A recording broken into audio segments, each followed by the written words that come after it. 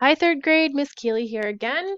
This week we are focusing on a new project and we are going to talk about the topic first, which is movement and rhythm in art. A lot of times um, in art, you can look at a piece of work and um, it might not be physically moving like a movie or like a TV show or something like animated moves, but it can like have a gestural appearance that it like is showing movement. So I'm gonna show you guys some of those examples and then talk about how you can create movement of your own in art. On this page, and I'm gonna attach this PowerPoint to your Google class assignment.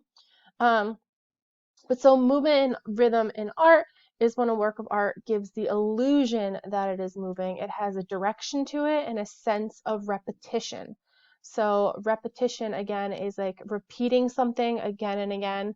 And it doesn't need to necessarily be repeated exactly the same, but just like a sense of something kind of in the same direction um, is kind of like the repetitiveness they're talking about. Okay. Um, and then rhythm, more specifically, um, is kind of goes along with that repetition. If you think about like music, um, a rhythm is like when you have like a constant beat that kind of repeats again and again. I'm trying my best to incorporate what I know about music. So here are just some different examples. You can see like these two over here. They have kind of like a similar object, so like a cow head, and then like these flying ducks or birds, and it's just repeated again and again, and it kind of shows this sense of rhythm and movement. More specifically, you can see in like this example of trees kind of blowing in the wind. Because all the trees are kind of bent over in going in that same direction, it's showing that illusion of movement. Same with this little flower here. A lot of times artists show like people in movement, like if you are standing in a like a running position or a dancing position rather than just standing straight up and down, then that kind of gives you that illusion of movement.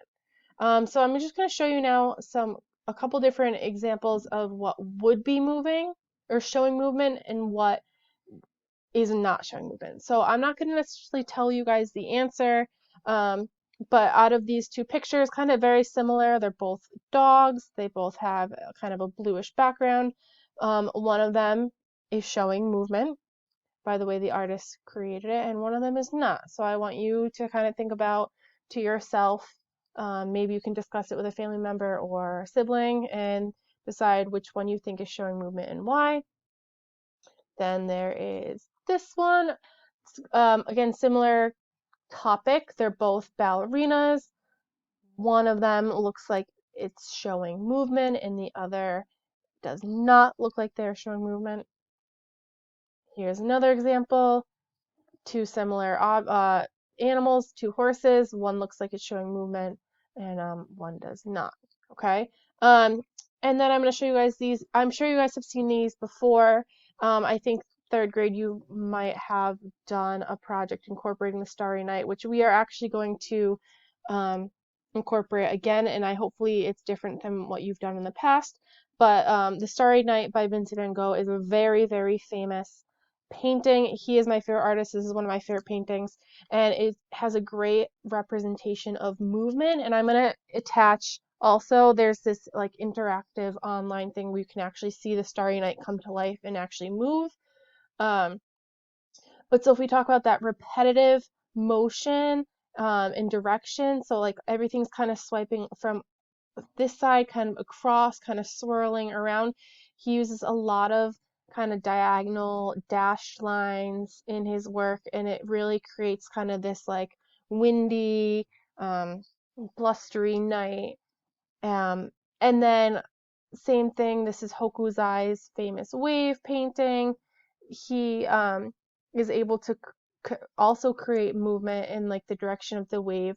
And we can think about like water. Um, you can tell water is moving by kind of like what it's doing. If you were to look at a swimming pool that no one's swimming in and it's just flat, plain water, you would know that it's not moving. But obviously, if you were in the ocean and you saw a big wave that was really up tall like this, you could kind of imply that it was about to come crashing down on you, okay? So these are just like two really good examples of movement within famous art. So again, we're going to focus in on this Starry Night picture for your project. This project is going to take us a couple different weeks to do. So we're just going to show you the first step, and I'm hoping everyone has the materials for it. So let's pull up the video. Let's see, movement, third grade. Okay, so going to be creating, instead of using just boring old paper or um, yeah, just boring paper. We're gonna spice it up a little bit, and I'm hoping that everyone has these types of materials at home. So what you are going to need is some sort of um, cardboard box, flat surface. It doesn't need to be a ginormous size. This was kind of like a cereal box size cut. I also tested out like the side of an Amazon box or like packaging.